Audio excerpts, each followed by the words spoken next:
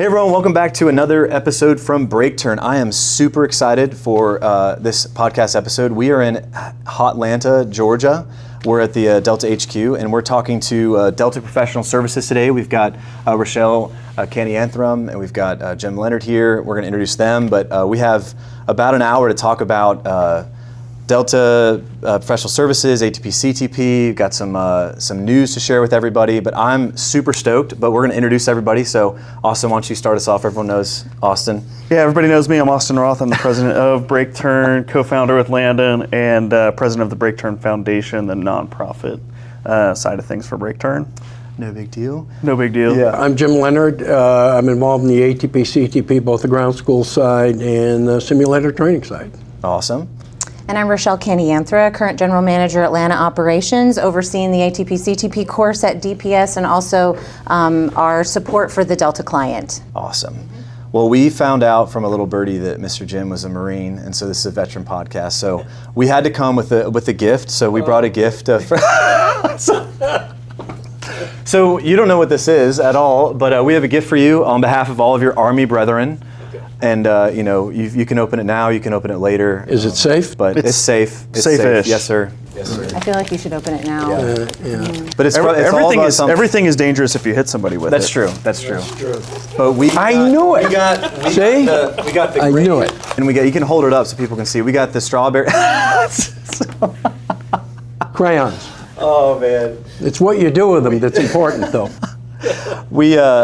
I was talking with Rochelle earlier, and I'm like, "Do you think we could?" And he's like, "Yes." So those are for you. Oh. You're free to at your own leisure. I'll put them with my collection. Yes. Yeah. We got you the jumbo-sized ones, which we thought maybe you hadn't had before. So good. Well, before we get started, just tell us a little bit about your background. I know both of you have flown. Both are airline pilots. Starting with you, Jim. Military. Just kind of tell everybody who you are. Well, my background obviously was in the Marine Corps. I spent 20 years on active duty, flying mostly single-seat light attack airplanes, but then some more cats and dogs.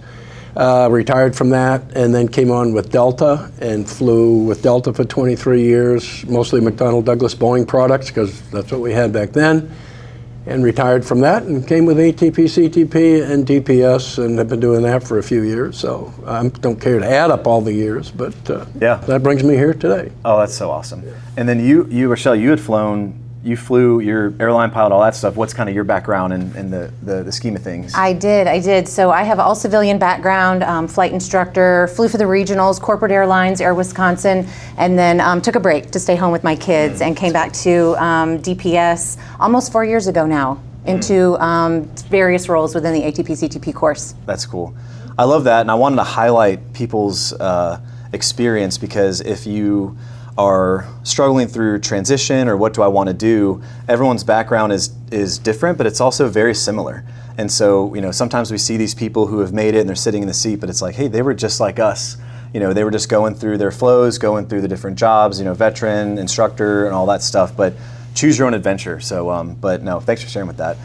To get started, my first question that I want to bring up is, what is DPS? What is it's Delta? It has a training school. Like, just explain to people who don't know what this is and kind of what they need to know about it. Oh, it's a great question. Yeah. So Delta Professional Services, we are a wholly owned subsidiary of Delta. We are the premier training and standards company. And so what does that mean? That means we provide simulator instructors, but also aviation professionals with years of experience into other areas of flight operations to provide support primarily at Delta, but we also provide that same support at other airlines, from curriculum development to simulator instruction and other areas of support, from planning and scheduling to building curriculum and LMS courses. That's cool. And so the ATP-CTP, let's double click on that. So for people who don't know, I got to get my private pilot, my commercial, and I got to fly some hours. Like, what's ATP-CTP? What does it consist of? Why do I need to know about it? Why do I have to do it? Yeah, why are we talking about it? It's a rule. It's a law. Okay. In order to advance through to the airline transport pilot license, Aviation Circular 61? 61-138. 61-133, July 3rd of 2013.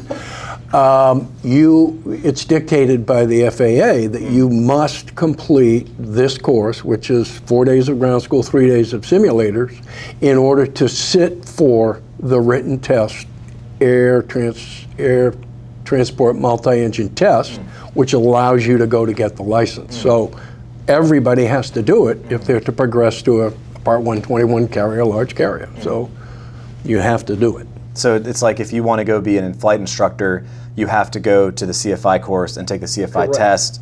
It's a prerequisite. It's like your ticket into the test and your ticket into the check ride. You can't get in without it. Okay. And at what point in kind of the aviation career do you go to ATP-CTP? So it varies for people. There are people that take the ATP-CTP with just a few hundred hours. There are others that wait until they're right at the edge of meeting the ATP requirements of 1,500. And there are others who, particularly our military pilots, who might have thousands of hours and they're getting ready to leave the military and they're getting ready to move to the next step of their career. And then that's the right time for them, just as they're getting ready to transition into the civilian sector. Yeah, okay. So if I remember correctly, and my memory is notoriously not great, the course includes several parts. I think there's 4 parts. Can you explain those parts? It's like a classroom. Like what does it look like? What is the 7 days you mentioned? Kind of break that down for us. Well, the first 4 days are totally academics in a classroom, 8+ hours a day. It's basically sound on slide, death by PowerPoint, but it's from the perspective of the airline side, the Part 121 side. And the aviation circular dictates that this is a transition, or a, what do they call it, a break, a bridge. A bridge to or out of the military Part 135 and those places to a Part 121 carrier. So we cover airline operations, meteorology, we cover leadership and management, we cover aerodynamics, and that's through the 4 days. Okay. They are briefed on every aspect of what it's like to fly a Part 121 carrier check ride. And then we take that to the simulator. So they learn about wind shears, they learn about V1 cuts, they learn about high altitude and low altitude stalls, TCAS, all those things that maybe the fighter pilot doesn't know about, nor does the little Cessna pilot know about. Some of them know everything about it, but the cross-section... Nor does the rotor pilot. So that's what and the 4 days of academics is very concentrated, and then what we do is we just bring them into the sim, and now they see it. They get hands-on. They're seeing it in front of them. What does a TCAS sound like? What does a CFIT sound like? This is how you recover. This is the way we do it. This is what you have to do to be successful. And the good part about it with us is there's no qual standard at all. Okay. It's what we call conceptual knowledge. You know, do they understand the concept? And almost universally, 100% of them totally get what we're trying to teach them. Yeah, I remember I think someone had said it's the only time you're in a full motion sim when you're not being evaluated. And it's a lot. I mean, I remember going through, and I think I did one in a MD aircraft when I went through here, and I remember sitting there going, I don't know if I'm gonna be able to do this, because there's just so much, and the buzzers buzzing at you, and the trim, like whatever happened, and I'm just, but it's by design, and I think the academic portion, the classroom, then you go to the simulators, and that. The question we had from some folks is, can I count that flight sim time towards my multi-engine hour requirement? Absolutely. So the requirement for the ATP, the Airline Transport Pilot Certificate, is no less than 50 hours of multi-engine time, and up to 25 of those can be in a full flight simulator. And so any full flight simulator time they get while they're here, which will be no less than 6 hours, can be counted towards that 25, which is included in the 50. When we find out that we have a student that's short on multi-engine time and they need to build that up for their ATP, we will actually do everything we can to make sure they're in for all 10 hours of the sim time in a full flight sim. So all of that will count. Yeah, no, that's awesome. And I remember sitting in the sim just being overwhelmed, but it was good. It was a good intro into, because I was a rotor pilot, just the flight deck, crew resource management, call outs, the stalls, the wind shears, without anything being on the line in terms of pass fail. And then after that, I believe there's the test, the written FAA test. That's all in that whole course too, correct? So that's all a part of the ATP-CTP certification, and while we don't offer that here, we do offer a voucher which will pay for a Shepherd Air test prep material, and we offer another voucher which will pay for the ATM knowledge exam at a PSI location. So all of those will be wrapped into the cost of the course. Perfect. Well, and the good thing too, if you're in the military, is the Shepherd Air stuff and the ability to study for it. I'm a constant procrastinator. I did it all I did all my studying in like 2 days. You'll still pass if you follow the program. You'll be okay. But I actually took mine on base. So even if you don't have a location that's necessarily convenient to you or whatever, you do have the option to do that because DPS is going to provide it for you. But in addition to that, on most of the bases, they're FAA certified testing centers, and they test every week or once a month or something. So you've got the option to do that too, and you've got the resource to study because that's going to be handed to you. But something you said before about ensuring that you know where that student is and how close they are, and if they've got the 25 hours or not, and ensuring that they get the 10 hours if they don't have 25 already, or if they don't have 50 to get the multi. That's key. So I might be the only person that has. I did not go to DPS ATP-CTP. We talked about it. So I've seen some other versions, and this is not a strike against anybody, but I think that's important to say, hey, we're going to do a little more caring about that and ensure that we're putting them in the sim, because that wasn't the case where I went, where it was kind of not really considered, and you didn't get the full motion sim. That wasn't really an option. So some of it was definitely not going to be in a full motion sim. It's a cost savings, right? If you can get that extra 4 hours in a full flight simulator here, that's 4 hours of multi-engine time you don't have to pay for just to meet the minimums for the ATP. So it's a good bonus. Yeah, and I'll get into the money in a second. I was gonna bring up, if people don't know what Shepherd Air is, that's a high value thing that we're mentioning. Shepherd Air is considered kind of a premier study study module that essentially takes you through how to study and pass for that test. And so seeing that that's included is of huge value, because I know very few people who haven't used Shepherd Air, but everyone who has used it has passed with no problem. So that's huge. And then the practical step 4 would be the actual flight portion, where you go up with the DP to get the ATP certification. That is kind of on their own as well, right? That's not done in-house or anything. That's right. We do not offer that here. You can look for flight schools that offer that. They usually offer a few hours of flight to prep you, and then they'll also set you up with a DPE to do that final certification check ride. Yeah, depending on where you are, kind of an aside, depending on where you are in your flight career, it may make sense to come here, knowing that, hey, there's not going to be an easy kind of, we do that here too. But it might not matter, because depending on where you are in your flight career, you may be applying to a regional or to a Part 135 carrier or somebody else who will do that as part of your type ride. So it may not even be relevant to you given your circumstance. That's right. Right. One thing I want to talk about too, which I thought was really cool, we had talked on Wednesday. Landon, there's an ATP school down the house or down the way from me in Tulsa. I could just go there. What about DPS's flavor of ATP-CTP makes it just that much better? Like, what are the extra things they get here they wouldn't get at Bob's ATP school in Tulsa? I'm so glad you asked that, because there are so many places you can go to check all the boxes and get all the requirements of the advisory circular. You can go anywhere for that, and you will get all of that here, but there's a whole portion we add on to this course that I feel very confident in saying you can't get anywhere else. The majority of our classes are held on the Delta Airlines campus. And so every class will hear from at least one Delta leader in flight operations. Every class will tour a few specific to pilot areas around the campus, whether it's to view our operations customer center, whether it's to see the Delta Flight Museum or an area where the flight attendants might do their training. The students that take the course here are going to receive an additional industry briefing every day designed to help them not only decide what they want to do next in their career, but how to get there. And so step by step and specific guides and tips and tricks in how to position themselves and how to build that resume and their application, and then how to implement it when they're ready to move on, and strategies that have proven to be very successful. So not to mention the fact that the course is taught 100% by people who have flown for the airlines themselves for decades. And so you don't have someone just standing up there reading PowerPoints to you. You have people that have actually done the job and can speak to specific examples of each topic covered in academics from their own experience. That's huge. I mean, if I may ask, I mean, you're a lead instructor, academic in sim. I mean, how many?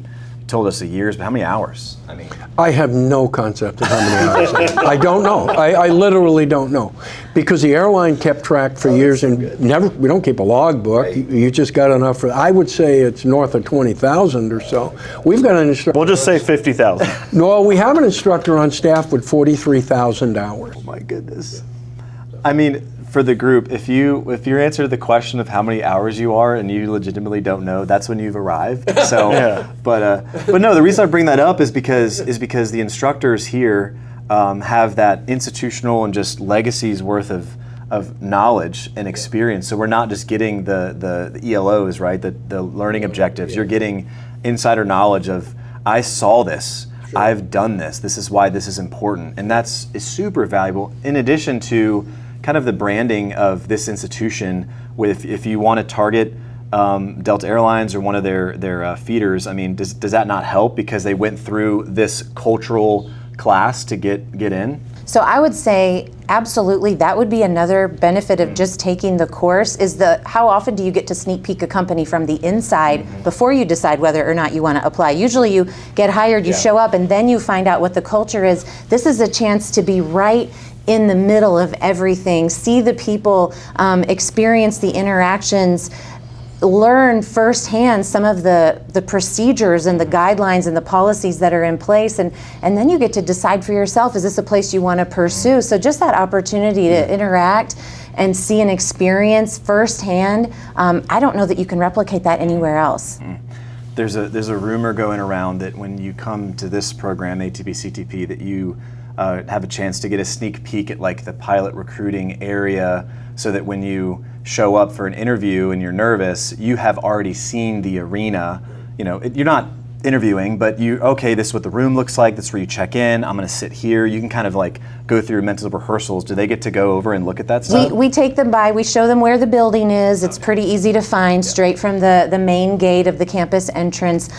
We can show them the lobby. We as you said, right, it's just something to calm your nerves, so that when you come in that day and you're so nervous, you don't have to worry that you're gonna get lost, because you've seen it, it's been pointed out to you, and you can at least be familiar that day. That's a lot. That's huge. I mean, driving up to the gate and you got your email with instructions or whatever it is, but to have knowing where it is huge. What about the letter of the letters? Do they get letters as well? A letter of recommendation? They do. So everyone that takes our course will get a letter of recommendation from our course. It's only if you apply to Delta, so we don't offer that if you apply other places. But it's really just speaking to the fact that you've been introduced to some of the Delta ways, and that is it's a valuable one to be added to your application. Just that. You've worked with some people at Delta, you've operated in some of the procedures in the simulator, and so it speaks volumes, just the fact that you spent that time here. So if I was kind of beginning my career, maybe I'm not at a regional yet, and maybe I'm qualified for more stuff, or maybe I'm not, and let's say I'm in the military and I'm getting ready to get out, and I'm like, wow, I've got another course that's really close to me, and I know that Delta, either I want to go to Delta for sure, but even kind of to make the question harder, let's say in this scenario, I'm like, maybe Delta, I'm not 100% sure, but maybe Delta in the future. But I've got another one that'd be convenient. What would be your advice to that person in terms of, hey, if I think Delta might be on the horizon, I'm not 100% sure, there's maybe another ATP-CTP course that's more convenient to me. How should I kind of weigh that cost-benefit analysis? I would say it's twofold. It's really an opportunity to take a true transition to the airlines course. So you can check all the boxes of Advisory Circular 61-138, but that doesn't necessarily mean it's a full transition from the military to airlines. By coming here, you're at an airline. You're being introduced to an actual airline's procedures. And so you're getting that true transition to help you be successful once you get hired by your first airline. And second of all, if you're not sure, why not check out one of the airlines firsthand in person, and then you can make that decision because you've seen it yourself. You didn't just rely on what your friend told you their experience was. You've actually seen it yourself to see, is this a good fit for me? You must have been listening to mine and Landon and Jim's conversation before we got on camera, which was before you showed up, but we were saying, oh yeah, we always just do, in the military, we're so used to just following the guy in front of us, following the gal in front of us, because that's how I got into the military, and that's how I got into flight school, and then that's how I got through flight school. I just had a friend that was a couple classes in front of me and told me what to study, and then that's how I got, when I got to my first unit, that's how I got trained, and then when it came time to get out, there was just somebody in front of me who'd gone to an airline. They're like, it's awesome, you're gonna love it, we all go to this airline, everybody in the squadron, here's the app, just change the name, change the hours, and you're good. And we're like, okay, and we just follow them right along.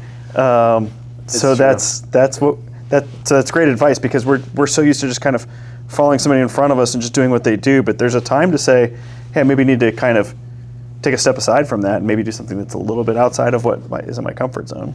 And I'll say, we ask our students directly to give us feedback. Hey, let us know, what did you think? What could we improve? You know, what would you tell the next person coming behind you? And I mean, the vast majority of the feedback we get from people is, I'm so glad I decided to complete my ATP-CTP course with you guys. It was so much more than I expected. And that's our goal, of course. But it's so good to hear that from somebody that actually sat in the seat and went through it, not knowing when they showed up, and that was their opinion at the end. Yeah, that's what you want. That's awesome. For someone who's looking to go, what's the right timing? Tips to succeed? Like, what have you seen from teaching? If someone's like, I don't know if I'm ready, like, what would you say to somebody? Well, the course is good forever, right? It is. The course is good forever. Okay. So once you get the certificate, you don't ever have to worry. I think once you take the written test, it's 5 years. Okay. But I would say when it's convenient, when does it fit into your schedule? And that, of course, can be a challenge, especially for military people. There's deployments, and you got to go here and you got to go there. Do I take leave? Are they going to let me go? Who do I tell?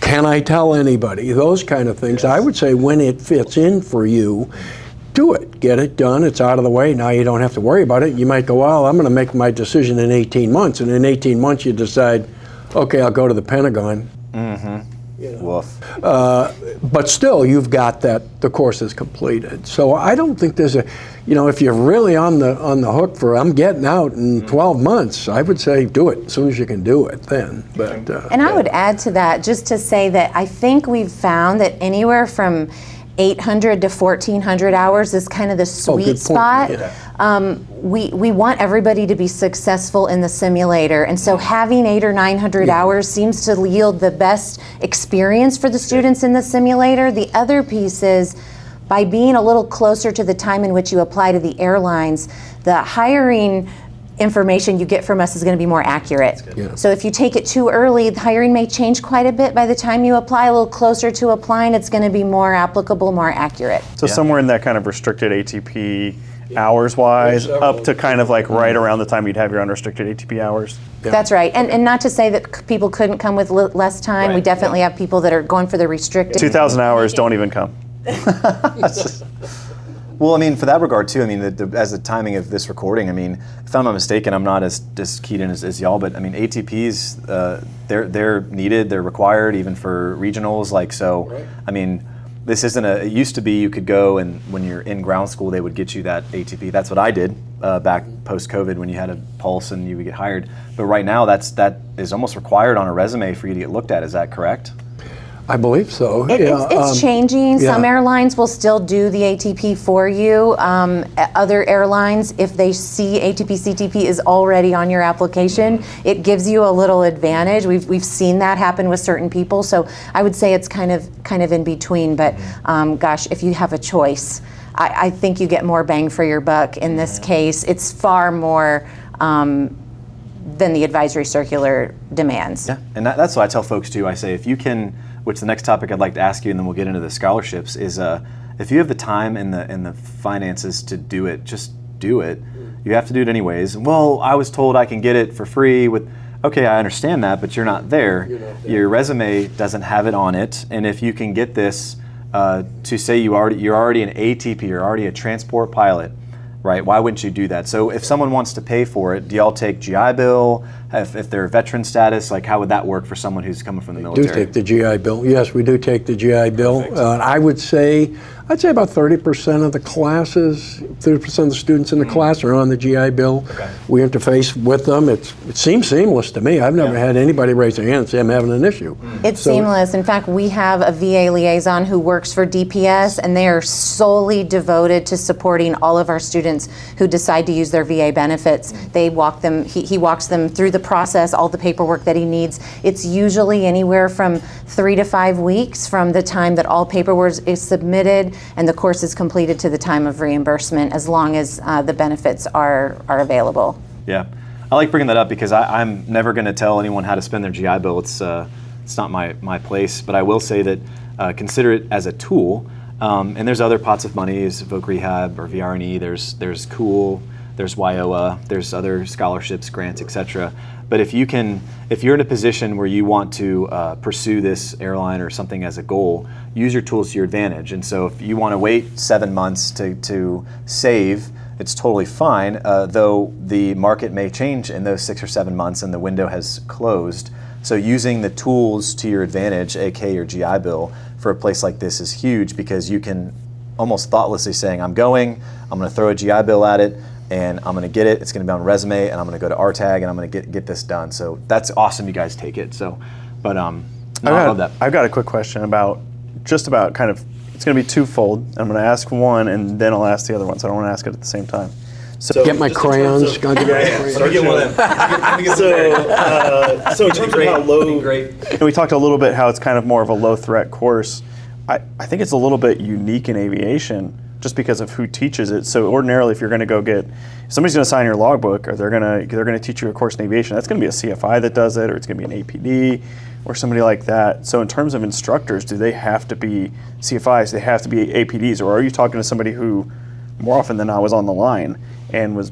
It varies throughout the instructor group, and I would say the vast majority of our instructors were 30, 35-year airline pilots.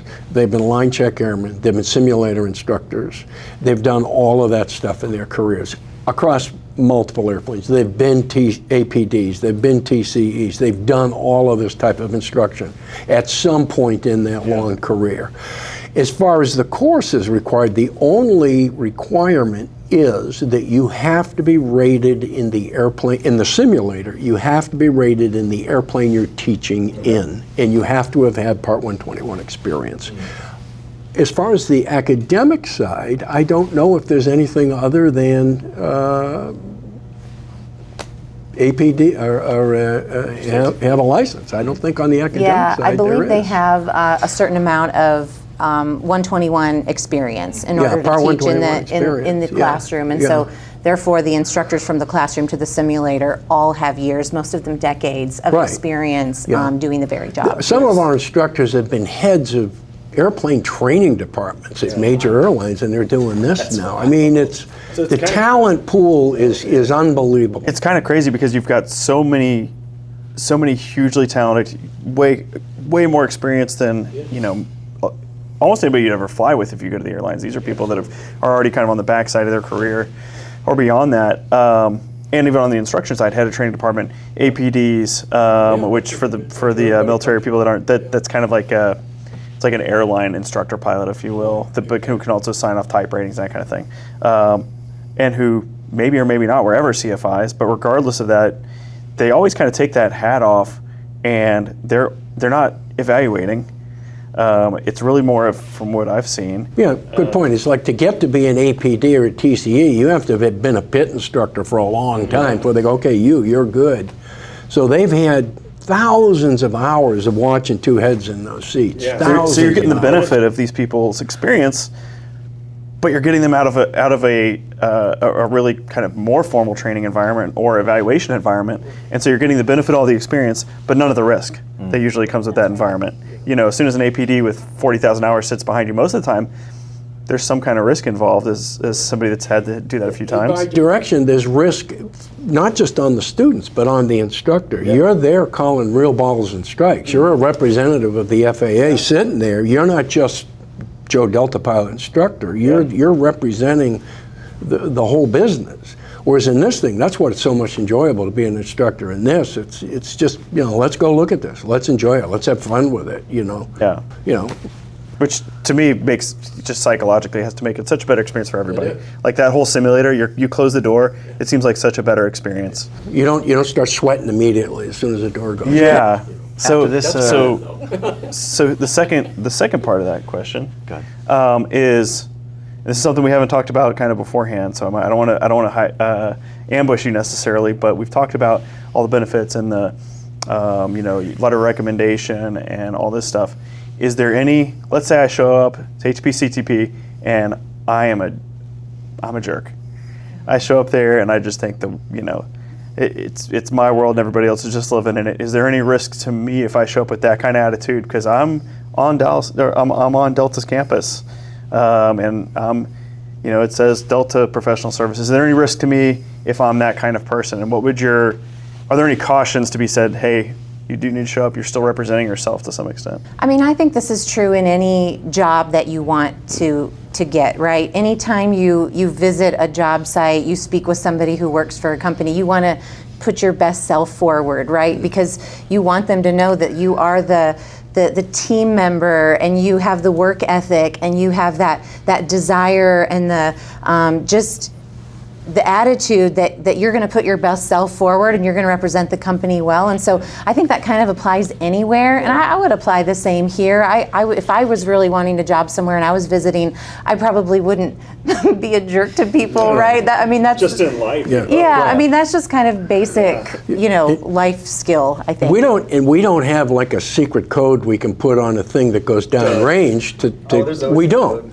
And in all the years, you don't just take their certificate and just stick it in the shredder. We don't do that. That's not our position. That's whoever gets the next position. But in all the years I've seen it, it's almost never exists. And I think it's because of what you say. They come in there going, this is what I want to do. I want to show my best. But every once in a great while, you get somebody and you go, hey, look, that ain't going to fly. It just isn't going to, and that's just me to you. I'm not evaluating. So even then, it's the lowest threat possible thing. It's like, hey, you're kind of a jerk, buddy. You should probably change that before you start applying. I've never seen it, really, in all the years I've been doing this. Everybody comes in pumped up, really wanting to do it, and then the further you get into the simulator, the more pumped up they get because they're enjoying it. As soon as they're out of the classroom, I'm sure they're super pumped. I think it's part of the reason why the instructors enjoy teaching it so much, because everybody who comes in is just so excited to be here, and they're hanging on every word, and they want to do their best, not just in the classroom, but in the simulator as well. And so I think more often than not, we're just impressed with the people that come through.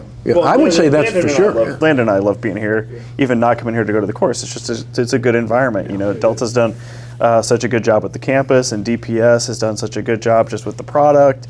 And so it is just, the whole experience does make you happy to be around and happy to be here, even for somebody like me who's not going to be taking a course, much less when I'm paying to be here. And but I also am, not in the airlines, and I'm just kind of getting my foot in the door. And she says this all the time. We want you to come back. Yeah, absolutely. Yeah. It's like the old adage, you're constantly being assessed, even though it's maybe not formal, but if you have a bad attitude, it follows you. So I'll apply. That sounds like an awesome gig to be an instructor, so I might have to get in line to this. With my 4-digit flight hours and not 5-digit flight hours, I'll draw my application. You can get into it in 20 years. That's going to be my third retirement job. I'm going to be asking Jim for a letter of recommendation. I mean, you show up, people want to be there. Hey, Rochelle, can I get a job? I can't imagine how many people would want to. Before we run out of time, I wanted to talk about, I think you guys are going to RTAG, and we're doing something cool, so I wanted to talk about that when there are a little bit of time we have left. So you guys are coming to RTAG, I believe, and then they're doing something with something. Yeah, so this is going to be released kind of a later point. So last week or the week before, recorded an episode with RTAG Nation with Josh from RTAG, and we were able to announce that DPS was going to be providing a scholarship for ATP-CTP through the Breakturn Foundation. So they are going to be donating that to them, and that's going to be presented at the the mixer prior to RTAG on Friday night, October 10th. And so we're very thankful for that. That's been announced already.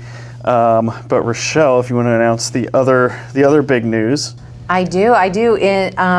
In partnership with the Breakturn Foundation, we are also offering a second ATP-CTP scholarship that night. So we're very excited that we'll have 2 recipients that night. For those that are present, they have to be present to win. It'll be fully paid, the full course. That does not include travel or lodging, but it includes the full course, which includes all the simulator time and the full course itself. But we're very excited to be able to offer those. I think it's $4,995 is what the total kind of what it would cost you if you were going to pay for it, if your GI Bill was going to pay for it. Write a check, put it on a credit card or whatever, but you're going to get all of that for free, the Shepherd Air preparation, everything as if you would have gone on the website and signed up for it yourself. That's what all's included. So we're very thankful for that. That's going to go to a great veteran or a former host nation veteran, because we do a lot of stuff with Afghans and other host nations. So more details when this drops. There's going to be a link in the description, link in the bio, whatever kind of format it's on, LinkedIn or YouTube, etc. But that'll be in there for how to apply for it, and then we'll be announced and awarded at the Breakturn Mixer on October 10th. Yeah, and I was going to ask you, like, why? Like, obviously, veterans and stuff, but I just want to hear from y'all, like, what's the spirit behind, the 2 scholarships for veterans or whatever? Just kind of what inspired you all to want to partner with us and give away 2 scholarships? Well, I hope it's obvious that we're just so supportive of veterans and those who are actively serving. I can't thank those who have served our country enough. And with the sacrifices that they and their families have made, it's just so appropriate to offer these opportunities. Not to mention the fact that Delta fully recognizes the quality coming out of the military, and DPS recognizes that too. And so Delta's already has a history of hiring a lot of military pilots, and we love to support them, and we love to welcome them onto the campus. Almost every class that we go and speak to, it's probably 80% of the class are military pilots, and they just represent so well, and we're just thrilled to show some appreciation for the work and the effort that they've put in. Well, if I can brag real quick on DPS, so Jerry, who works for DPS, who Landon and I've known for a while, he's the one that kind of put us all in touch and everything. And just to brag on DPS and about how much you guys care about veterans and what a great thing this is for the scholarships is the Breakturn Foundation and Breakturn didn't approach DPS and say, hey, would you be willing to do this? Any other time we've gotten something from another organization, it's always been, we say, hey, would you be willing to donate something? Hey, would you be willing to give something for a giveaway? Hey, et cetera, et cetera. I was sitting on my porch and Jerry called me and said, hey, we want to give away some scholarships to you guys. How can we partner with you guys and give away some scholarships? Is that something you guys could do with us? Completely out of the blue. That doesn't happen in most places, which just goes into kind of the culture, I think, of DPS. So from the Breakturn Foundation, on behalf of them, on behalf of veterans, just thank you guys so much. We really appreciate the support and just the heart that you have for our community. We're excited, and we're so excited to be there at the Mixer with you guys and to meet those that attend and who are interested in learning more. No, that's awesome. And shameless plug for Breakturn. Our passion is helping veterans, and so there's people out there who want to support veterans, and they may not know how. They don't have access to the post on post. They don't have access to the networks per se, and they try, and that's we try to fill that role of going out and shopping and saying, hey, can we do you have anything you want to help veterans with? And we try to consolidate those and offer those, whether it's discounts, whether it's education, whether it's scholarships. And so if people don't know about Breakturn, our primary goal, at least for me, I love waking up and saying, how can I bring value both internally to the veteran community, and how can I go outside to the aviation industry at large and find other people who want to support vets and just put them in with us and advertise that to veterans. So if you're not following us, if your friends don't know about us, I mean, get around the campfire, because we want to help veterans. We want to support them, educate as much as we can. And if you want to support us, call us up. If you know somebody who wants to support vets, call us up. That's what we love doing. So support the foundation. Go on breakturn.org. Yeah, support the foundation. Donate. That all gets turned around to scholarships. We donate to RTAG. We've discussed, ATP-CTP type scholarships. So there's a lot of stuff that's available through that. I love it. How can people get a hold of y'all if they say, I want to check this out? I want to do. How do I get a certificate of eligibility for GI Bill? Like, how do they start that process for y'all if they want to do that? So the easiest way is to go to our website, DPS Aviation Services. You can also just Google DPS or Delta ATP-CTP or DPS ATP-CTP, and it'll take you to our DPS Aviation Services page. But right to our website, you can check our class calendar, find out when we have availability, and you can request a class date right through the website. You can even submit a question if you just want to know more, and we'll be happy to get you plugged in. And if you're a member of the Breakturn Academy, it's free to sign up, app.breakturn.com. If you go on there under resources, DPS ATP CTP course is listed under there, and it links directly to your guys' website. That's great. So super good. We appreciate y'all. We appreciate your time and for hosting us. We've been here for a couple hours beforehand. I know you had some meetings today, and we got our lives to do after this, but we appreciate you spending time with us and explaining things and allowing us to take your message and just kind of teach the veterans what ATP-CTP is, what DPS is. So we appreciate you having us and hosting us. We really appreciate it, and we look forward to seeing you guys at RTAG, I guess, in less than 30 days. So, yeah. Thanks for coming to visit. Thanks for joining us. It was a pleasure, and we're really excited to join you guys in a couple weeks. Awesome. all right. All right, appreciate it. That's all, everybody. See you guys next time.